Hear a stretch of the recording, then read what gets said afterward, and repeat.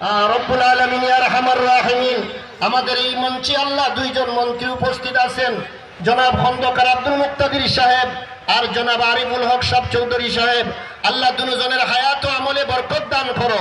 তাদের হাত ধরে আল্লাহ আমাদের এই সিলেটকে উন্নয়নের সিলেটে আল্লাহ রূপান্তরিত করে দাও।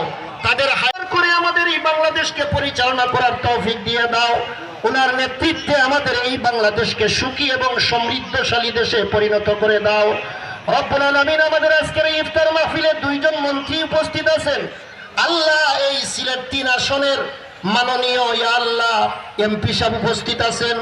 আল্লাহ বিশেষ করে আল্লাহ যুক্তরাজ্য বিএনপির নেতা জনাব কামাল উদ্দিন ভাই উপস্থিত আছেন। আল্লাহ সবাইরে কবুল ও মঞ্জুর ফরমাও।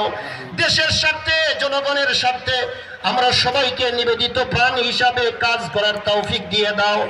আল্লাহর কাছে শুকরিয়া আদায় করছি। আগামী দিন আমাদের সবার জন্য সুন্দর হোক, বিএনপির জন্য আগামী দিন সুন্দর হোক। আমরা যেন দক্ষিণ সীমাবাসী মানুষের সেবা করতে পারি। আমাদের যে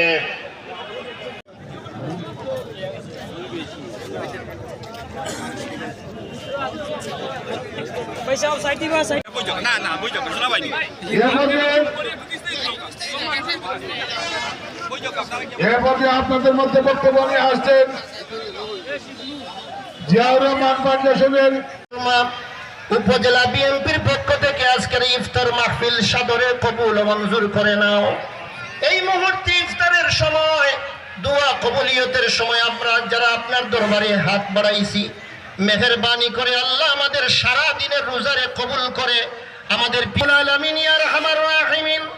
আজকের ইফতার মাহফিলের আয়োজন করা হয়েছে মরহুম প্রেসিডেন্ট জিয়াউর রহমান সাহেবের রূহের মাগফিরাতের জন্য। আল্লাহ দেশ নেত্রী, আপুসহীন নেত্রী মরহুমা খালেদা জিয়ার আল্লাহ ওনার রূহের মাগফিরাতের জন্য, ওনার ছেলে আরাফাত রহমান কুকুর ইয়া আল্লাহ রূহের মাগফিরাত কামনার জন্য মেহেরবানি করে আল্লাহ আজকের ইফতার মাহফিলের সমস্ত সওয়াব আল্লাহ তাদের কবরে কবরে পৌঁছায়া দাও। আল্লাহ আমাদের সমস্ত মুর্দাগানদের কবর জান্নাতের বাগান বানাও। আজকের এই ইফতার মাহফিলের আরেকটা উদ্দেশ্য হইল আল্লাহ দেশ নেতা বজায় রেখে আমরা ইফতার পর্যন্ত আমরা ইফতারটা যেন সুন্দর এবং সুচারুভাবে করি। পাশাপাশি যারা অতিথিবৃন্দ আসবেন তাদেরকে যেন আমরা জায়গা করে দিই, তারা যেন সুন্দরভাবে ইফতার করতে পারেন। প্রথমেই আমি আল্লাহ তাআলার কাছে